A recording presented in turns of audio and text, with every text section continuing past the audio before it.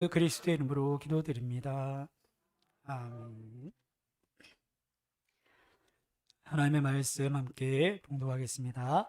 마태복음 28장 1절에서 15절까지 한 절씩 교독하겠습니다.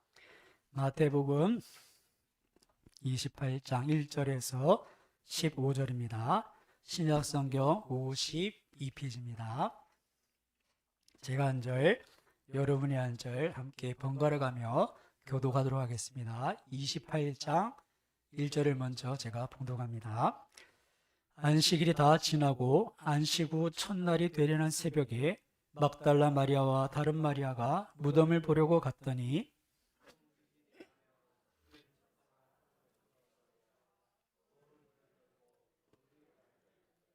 그 형상이 번개 같고 그 옷은 눈같이 희거늘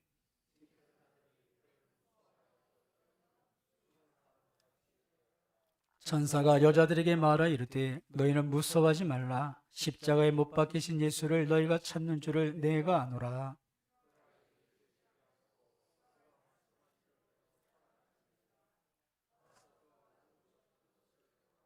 또 빨리 가서 그의 제자들에게 이르되 그가 죽은 자 가운데서 살아나셨고 너희보다 먼저 갈릴리로 가시나니 거기서 너희가 배우리라 하라.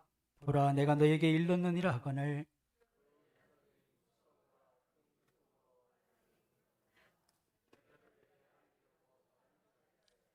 예수께서 그들을 만나 이르시되 평안하냐 하시거늘 여자들이 나가 그 발을 붙잡고 경배하니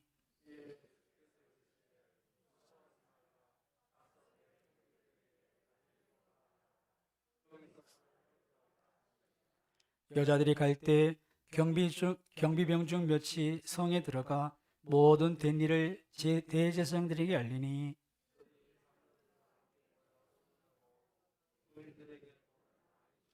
이르되 너희는 말하기를 그의 제자들이 밤에 와서 우리가 잘 때 이거를 도둑질하여 갔다 하라.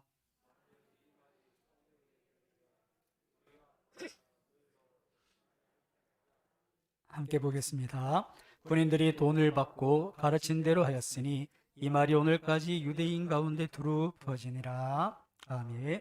할렐루야. 네, 우리 옆에 분 인사드리겠습니다. 하나님께서 함께 하십니다.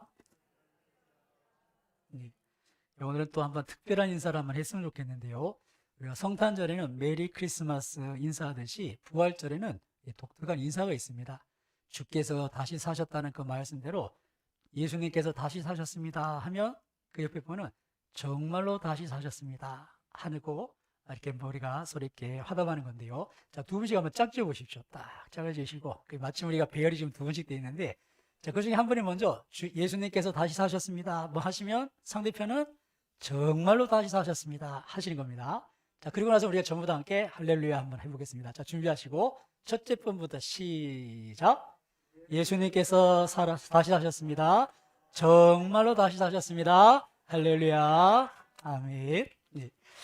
정말 우리가 이렇게 마스크 벗고 웃으면서 하면 참 더 이렇게 기쁠 것 같은데, 그날이 또 속할 줄 믿습니다. 보통 기독교 최고의 명절하면 우리가 성탄절로 이해할 수 있지만, 지난주 말씀드린 것처럼 예수님의 탄생이 참 중요하지만, 예수님의 그 탄생도 부활이 있어야만 의미가 있다 하는 것을 살펴봤습니다. 그래서 이 부활절은 교회에서 가장 중요하게 여기는 명절 절기고 또 교회라는 그 역사가 이 부활의 기초에 있다는 것을 우리가 다시 생각해 볼 수 있는데요. 예수님의 부활이 없으면 기독교는 성립될 수가 없다는 것을 꼭 기억하셔야 됩니다. 우리가 예수님을 믿는데 예수님 십자가에 날려 죽으셨어. 예수님 오병이의 기적도 일으키시고 그런데 다시 사셨는지는 잘 모르겠어. 그러면 그것이 온전한 믿음이 아닙니다. 여러분 일반인들도 2020년 전에 예수님이 이 땅에 오신 것을 믿고 십자가에 죽으신 것을 믿습니다. 왜요? 역사적인 그런 증거들과 많은 기록들 통해서 믿는데 중요한 건 다시 사셨습니다 할 때 우리의 이성이 우리 인간의 한계가 아니 죽었다 산다는 게 말이 되나? 그거는 못 믿겠다고 받아들이지 않다는 것이죠. 그러나 여러분 예수님은 그리스도 살아계신 하나님의 아들 부활하심으로써 그분이 하나님의 아들 되신 것을 우리에게 증명해 주신 줄 믿습니다. 여러분, 제가 예수님 부활하지 않으셨으면 전 예수님 안 믿습니다. 뭐로 예수님을 믿습니까? 그냥 예수님 이거 잘 되는 거 그냥 열심히 살다 가면 되죠. 근데 부활에 대한 그 메시지가 있기 때문에 우리가 예수님을 믿고 또 저는 이렇게 목회를 하게 된 것인데요. 예수님의 부활을 믿느냐 믿지 않느냐가 우리 신앙의 핵심입니다. 그래서 고린도전서 15장에는 이런 말씀이 있는데요. 오늘 좀 번거롭겠지만 성경을 한번 찾아보겠습니다. 신약성경 281페이지에 고린도전서 15장 1절에서 4절에 보시면 이 부활에 대해서 사도 바울은 우리에게 이렇게 소개하는데요. 우리의 신앙은 부활신앙이다. 고린도전서 15장 1절에서 4절 신약성경 281페이지를 한번 우리 같이 1절에서 4절을 같이 한번 기독교 신앙의 기초, 이 부활에 대해서 어떤 말씀을 하시는가 같이 함께 봉독하겠습니다. 형제들아, 내가 너에게 전한 복음을 너에게 알게 하노니 이는 너희가 받은 것이요 또 그 가운데 선 것이라. 너희가 만일 내가 전한 그 말을 굳게 지키고 헛되이 믿지 아니하였으면 그로 말미암아 구원을 받으리라. 내가 받은 것을 먼저 너에게 전하였노니 이는 성경대로 그리스도께서 우리 죄를 위하여 죽으시고 장사 지낸 바 되었다가 성경대로 사흘 만에 다시 살아나사. 아멘. 사도 바울은 자신이 전한 복음에 대해서 이렇게 설명합니다. 내가 전한 이 복음, 이 말을 굳게 지키고 헛되이 믿지 않으면 그런 말미암아, 이 전해준 복음으로 말미암아 너희가 구원을 받을 것이다. 근데 그 복음이 뭐냐? 3절과 4절에 보시면 예수님께서 성경대로 죽으시고 성경대로 다시 살아나신 것, 이것이 복음의 핵심이라는 겁니다. 사랑하는 여러분, 예수님께서 우리를 위해서 십자가에 죽으신 것 성경대로 예언대로 죽으셨고 또 예수님께서 다시 사신 것도 성경대로 우리에게 그것을 응하게 하시면서 바로 이 예수님께서 하나님께서 우리를 구원하시려고 보내신 구세주시다, 그리스도시다 하시는 것을 증거하셨다는 것을 이 아침에 꼭 기억하실 수 있기를 주님의 이름으로 축원합니다. 그리스도시다, 그리스도시다. 이분이 죽었다가 살아나셨다. 그것이 증거라는 것입니다. 그리고 복음이라는 것은 이 십자가에 달려 죽으신 것, 또 다시 사신 것, 이 두 가지가 복음의 핵심인데요. 여러분, 이 두 가지를 믿는 믿음이 우리를 구원에 이르게 하는 믿음입니다. 한쪽만 믿어서 되는 게 아니라 성경대로 죽으셨고 그 죽음이 우리의 죄 때문이었고 그리고 다시 성경대로 다시 사신 것에 대한 믿음, 이것이 구원 얻는 믿음, 온전한 믿음인데요. 여러분, 이 믿음이 사람이 이성으로는 쉽게 이해되지 않습니다. 그래서 오늘 이 부활에 대해서 한번 부활의 확실성에 대해서 잠시 말씀을 드리고 그 부활의 의미에 대해서 한번 잠시 설명을 드릴 텐데요. 예수님의 그 부활 사건이 있었던 초대교회부터 이 부활 논쟁은 계속되어 왔습니다. 그래서 오늘 본문에도 보시면 11절에서 15절에 보시면 그 시대 예수님의 그 빈 무덤, 아니 예수의 시체가 어디 갔나? 예수님 도대체 어떻게 된 건가? 아니 다시 사셨다는데 그게 말이 되냐?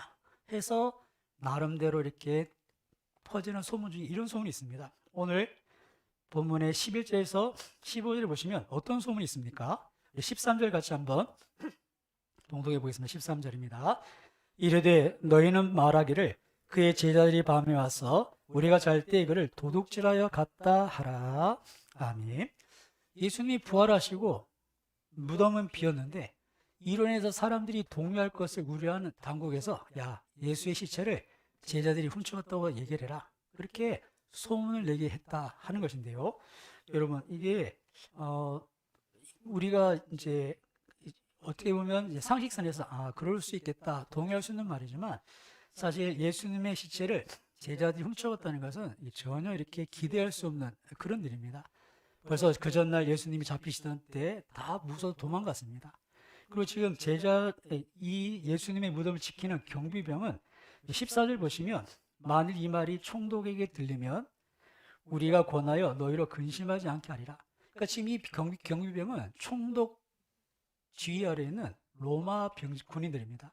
당시 세계를 제패했던 최강의 부대, 로마 군인들이 딱 조를 짜서 순번을 돌아가면서 이렇게 정말 물샐 틈 없이 지키는 그 철통 경계 안에서 이 제자들이 가서 그 큰 돌을 굴러내고 예수님의 시체를 훔쳤다. 그 자체가 말이 안 되는 겁니다. 그 로마 군인들을 뚫고 훔칠 실력도 없거니와 벌써 다 도망가 숨었는데 이럴 정신이 어디 있겠습니까? 그러나 이런 소문이 예수님 당시부터 퍼져 있었습니다. 왜요? 예수님의 빈 무덤을 설명할 길이 없는 거예요. 그러니까 이런 소문이 있었습니다. 또 더 우스꽝스러운 것은 예수님에 대해서 예수님이 십자가에 죽은 게 아니고 잠시 기절했다가 시원한 그 굴 안에 들어가서 정신이 버뜩 나서 이 돌을 밀치고 도망간 거다. 이런 기절했다라는 그런 소문도 있었는데요. 여러분, 서늘한 무덤에 들어가서 그냥 정신이 뒀다 쳐도 그 큰 돌을 굴려 나온다는 것, 그리고 그 앞에 군인들이 지키고 있는데 도망간다는 것은 불가능한 일이겠죠. 그런가 하면 특별히 어떤 이들은 아마 예수님을 봤다는 사람들은 너무 이렇게 예수님 돌아가시기 슬프니까 너무 지쳐서 이렇게 헛것을 봤지 않았느냐. 그래서 그런 이야기를 하기도 합니다. 일명 예사모, 예수님을 사랑하는 모임의 사람들이 너무 슬퍼하다가 헛것을 봤다. 그런 이야기를 하는 것인데요. 여러분, 한두 명이 아니라 500명이 동일하게 헛것을 같이 볼 수 있을까? 그런 일은 없다는 거죠. 혹시 결혼해서 이렇게 사신 분들 중에 오늘 아침에 일어났는데 부부가 동시에 같은 꿈을 꿨다라는 경험이 있으신 분들 한번 손을 봐주십시오. 오늘 일어났더니 집사람은 내가 똑같은 꿈을 꿨다. 여러분, 두 사람이 같은 자리에 자도 똑같은 꿈을 꾸기도 힘듭니다. 근데 500명의 성도들이 주님을 목격했다. 이것은 실제 사건이라는 것이죠. 그렇게 예수님에 대한 환상, 헛걸 본 것이다. 이런 주장들. 그렇게라도 빈 무덤에다 설명하려고 하지만 예수님의 부활은 역사적인 사건이었고 그 빈 무덤은 주님의 부활을 증거하는 그런 산 증거인 줄로 믿습니다. 오늘 이 빈 무덤에서 살펴볼 텐데요. 이렇게 주님의 부활에 대해서 물론 초대교회부터 이런 논쟁이 있었고 2000년이 지난 지금에는 더하지 않겠습니까? 아니 예수님이 부활했던 게 말이 되냐? 그렇게 믿지 않는 사람들은 더더욱더 말할 겁니다. 그리고 우리 교회 안에서도 이 주님의 부활을 반신반의할 수가 있을 텐데요. 그러나 이 부활하신 주님을 만났던 그 사람들, 180도 인생이 바뀐 그 모습들을 보면 예수님이 다시 살아나지 않고는 설명할 수 없는 그런 확실한 증거들이 있다는 것인데요. 우리가 이 부활의 증인들을 한번 고백을 들어보면 아까 잠시 읽었던 고린도전서 15장 1절에서 4절뿐 아니라 그 후로 말씀을 좀 이어서 보시면 나중에 15장 지금 펼쳐져 계시면 4절에서 8절을 한번 같이 성경대로 다시 사신 그것을 본 증인들에 대한 이렇게 소개가 있습니다. 고린도전서 15장 5절에서 8절까지 성경대로 다시 사셨다는 그분을 봤던 증인들의 목록을 한번 같이 읽어보겠습니다. 5절에서 8절입니다. 게바에게 보이시고 후에 12 제자에게와 그 후에 500여 형제에게 일시에 보이셨나니 그 중에 지금까지는 대다수는 살아있고 어떤 사람은 잠들었으며 그 후에 야고보에게 보이셨으며 그 후에 모든 사도에게와 맨 나중에 만삭되지 못하는 한 자 같은 내게도 보이셨느니라. 아멘. 이 고린도전서는 사도 바울의 이렇게 편지입니다. 그가 지금도 살아있는 예수님을 봤던 증인들에 대해서 이렇게 소개를 합니다. 게바야도 봤고 12 제자도 봤고 500여 형제에게 일시에 보이셔서 그들이 모두 부활하신 주님을 목격했다. 그들 중에 죽어서 자는 사람도 있지만 지금도 우리 가운데에서 그때 일을 생생하게 증언한 이들이 지금도 있다는 겁니다. 초대교회는 예수님의 부활을 목격한 이들이 교회 안에 있었어요. 이게 설명할 필요도 없고 잘 본 거예요. 본 걸 전해주고 또 그 전해준 그 말씀을 믿고 그래서 예수님의 부활을 이렇게 교회가 이렇게 같이 소망하며 이렇게 왔었는데요. 이렇게 수많은 사람들 그들이 예수님의 부활을 보았기 때문에 그들이 교회의 핍박 가운데 로마의 그 박해 가운데도 죽음조차 두려워하지 않고 신앙을 지킬 수가 있었던 것이죠. 여러분 목숨보다 귀한 게 있을까요? 네가 죽으면 내가 집 한 채 사줄게. 그러면 죽으실 분 계십니까? 요즘 아파트값 막 높았는데 네가 죽으면 목숨만 내면 내가 50평짜리 줄게. 그렇다고 죽으실 분이 있겠습니까? 살아있어야 의미가 있는 거잖아요. 그런데 초대교회 그 숱한 핍박 가운데 원형 경기장에 짐승의 밥이 되고 정말 잡혀가서 십자가에 달려 죽고 화형에 불타 죽으면서도 그들이 신앙을 포기하지 않아요. 왜 그렇겠습니까? 그들은 예수님이 다시 사신 것을 봤다는 겁니다. 아멘. 그러니까 이게 너무나 분명하니까 내가 이렇게 죽어도 다시 부활할 텐데 이 땅에서 이렇게 몇 년 더 사는 게 중요한 게 아니라 영원한 삶이 더 중요하다는 것이죠. 그래서 죽음조차 그들의 믿음을 꺾을 수가 없었던 겁니다. 왜요? 부활에 대한 확신, 그 부활의 신앙이 있었기 때문이죠. 이렇게 초대교회에 수많은 증인들이 있었습니다. 이것이 예수님의 부활의 첫 번째 증거이고요. 두 번째, 아까도 말씀드린 것처럼 예수님의 빈 무덤이 부활의 증거입니다. 예수님의 빈 무덤. 너무나 이렇게 그 상황 속에 사람들한테 충격이죠. 어떻게 된 거냐? 근데 예수님께서 살아생전 늘 그러셨어요. 제자들에게 내가 예루살렘에 올라가면 내가 넘겨져서 죽게 된다. 그러나 3일 만에 다시 살겠다.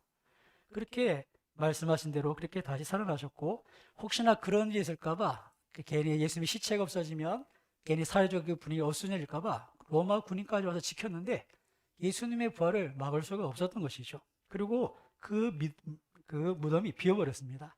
아까 말씀드린 것처럼 이 빈 무덤에 대해서 이런저런 설명을 하려고 하지만, 야, 도둑질해 갔다. 예수님 잠깐 기절했다 깬 거야. 에이, 헛것봤겠지. 근데 그런 것들이 이 예수님의 빈 무덤을 설명할 수 없는 것이죠. 그래서 결국 예수님의 무덤이 비었다는 것은 예수님께서 다시 사셨다는 것에 대한 증거로 우리 가운데 남아있는 겁니다. 여러분, 기독교는 예수님의 빈 무덤을 자랑하는 부활의 종교인 줄 믿습니다. 우리의 믿음은 부활입니다.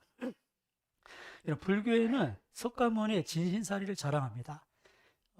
석가모니 부처님의 그 진신사리를 모신 건물을 정멸보궁이라 하는데 우리나라에도 5개 정도의 사찰이 있는 것 같아요.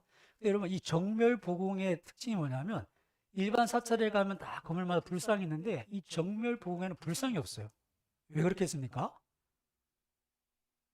불상은 껍데기잖아요. 여기 진신사리가 있는데 껍데기 필요가 없는 거예요. 그래서 정멸보궁에는 불상이 없어요. 박재열 어르신 맞습니까? 예, 우리 동국대학교 불교대학 총회장님 되셨다. 예, 정멸보궁에는 불상이 없어요. 왜요? 진짜가 있는데 불상이 필요 없는 거예요. 그래서 불가에 있어서 최고의 숭배 대상이 이 진신사리거든요. 불교에서는 석가모니께서 돌아가셨을 때 남은 그 진신사리가 최고의 경배 대상입니다. 공자, 유교에서는 어떻습니까? 공자의 묘가 자랑거리입니다. 공림이라고 이 공자의 묘지가 있는 그 지역에는 공자의 후손들의 묘가 있어요. 비석이 딱 있는데 비석이 10만 개가 있습니다. 이렇게 숲처럼 이렇게 쫙, 그래서 공림이라고 부르는데 개인 가정의 단일 묘지로는 세계 최대 규모라고 합니다. 그게 공자 집안의 자랑이죠. 10만 개의 비석이 있는. 그러나 그것도 역시 공자의 죽음이죠. 피라미드는 뭡니까? 애굽의 왕, 신으로 숭배받던 파라오의 무덤입니다. 여러분, 이렇게 무덤을 자랑하지만 우리는 빈 무덤, 예수님의 부활을 자랑한다는 것입니다. 이것이 우리의 신앙의 핵심인 것이죠. 빈 무덤, 이것이 우리에게 있는 부활의 증거요, 우리의 자랑인 겁니다. 또 셋째로 제자들의 변화를 보면 예수님의 부활이 확실한 것을 알 수 있는데요. 잠시 전 말씀드렸던 것처럼 예수님이 붙잡혔을 때 다 도망가 버렸습니다. 아이고, 나도 괜히 잡혀가면 죽겠구나. 다 도망갔어요. 근데 예수님이 부활하시고 제자들 만나고 그리고는 하늘로 올라가시면서 그들을 붙잡으시는데 이 제자들이 예수님이 승천하시고 나서 성령을 받고는 180도 변합니다. 공에 잡혀갔어도 두드려 패면서 너희들 어디 나가서 다시 절대 예수 이름 얘기하지 말아라. 협박을 해도 우리가 사람의 말을 들어야 되겠냐, 하나님의 말을 들어야 되겠냐, 그러면서 곧 죽을 텐데 자기들 스승 예수도 십자가에 죽었는데 그래도 곧 예수에 대해서 얘기하고 예수가 그리스도시다 증거하다가 그렇게 순교했던 제자들, 그들이 어떻게 변화될 수 있었는가?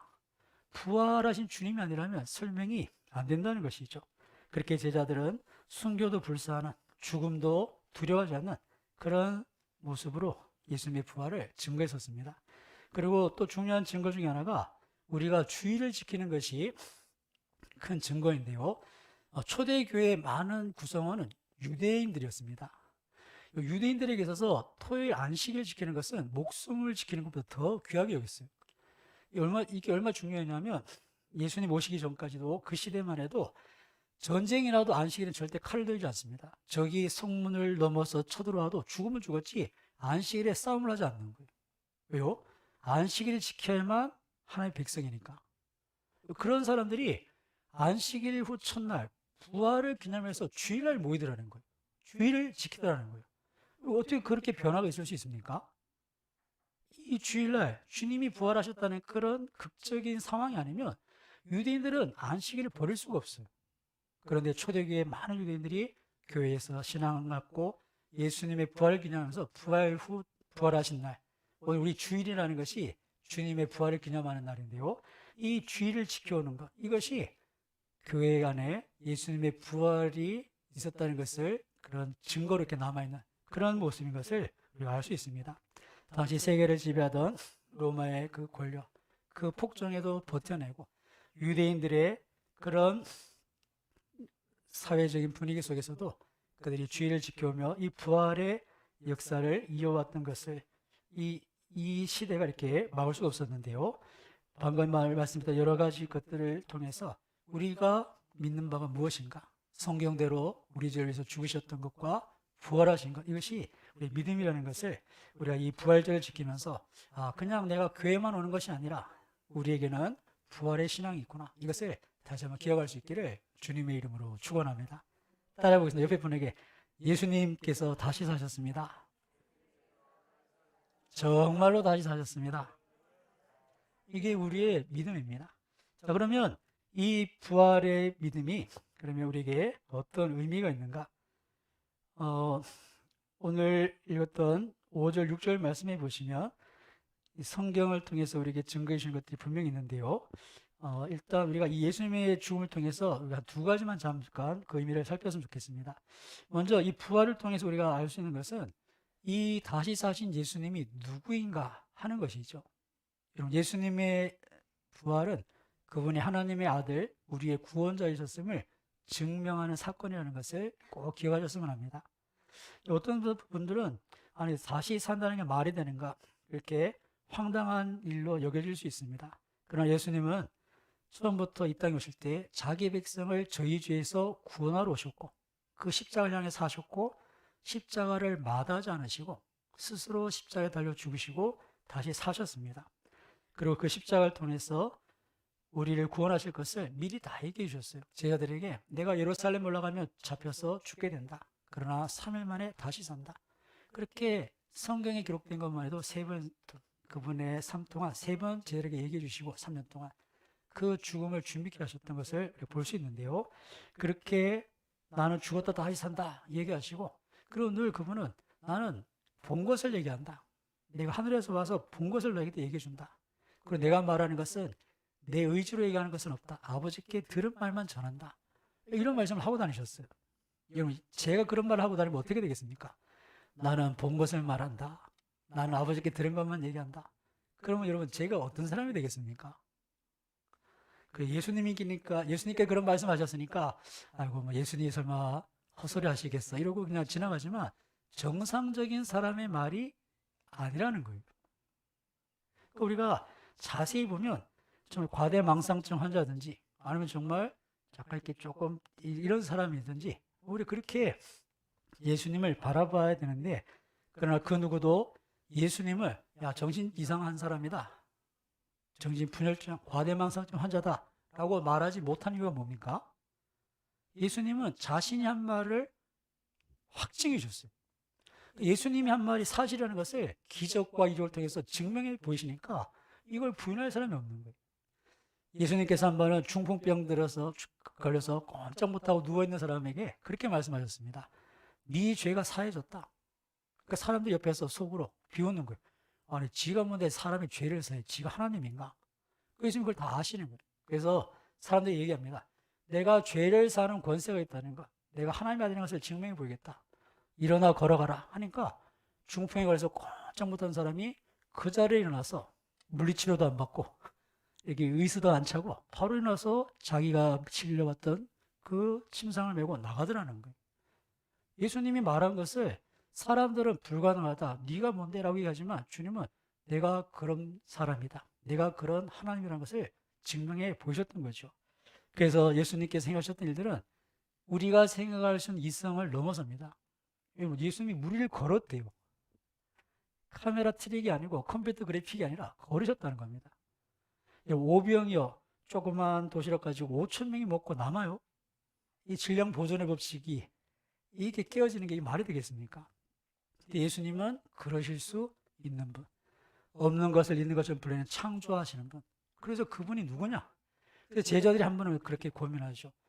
폭풍이는 바닷속에 곧 배가 침몰할 것 같은 그런 상황 속에서 예수님이 바람과 바다를 꾸짖어 잠잠하라 하니까 여러분 이게 웬일입니까? 파도도 바다도 잠잠해지는 거예요. 그때 제자들이 두려워하면서 얘기합니다. 저가 니기에 바람도 바다도 순종하는가? 예수님이 도대체 누구시기에 이런 일이 있느냐? 그분은 우리를 구원하실 그리스도 하나님의 아들이신 줄 믿습니다. 부활의 증거가 예수님은 하나님의 아들이시다. 생명, 사망과 죽음 이 모든 것을 이겨내시는 그것을 주관하시는 주관자 하나님이시다는 것을 우리에게 증명하고 있는 것입니다.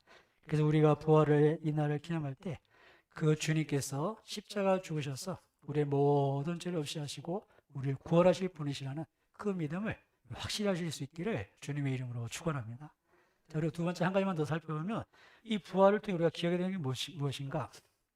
이 부활은 우리에게 죽음이 끝이 아니라 그 후에 영원한 삶이 있다는 것을 우리에게 보여줍니다. 여러분, 모든 사람은 다 죽습니다. 굳이 성경을 인용하지 않아도 한 번 죽는 것은 정해진 것입니다. 여러분, 한 번 죽는 것은 정해진 것. 이것은 누구나 다 동의할 내용입니다. 그러나 하나님 우리에게 죽는 것은 정해졌지만 그것이 끝이 아니라고 합니다. 죽는 것은 정해졌지만 그 후에는 심판이 있다는 겁니다. 여러분, 우리에게는 이 사실을 알 수 있는 방법이 없습니다. 죽으면 끝이겠지. 막연한 생각을 하면서 합니다.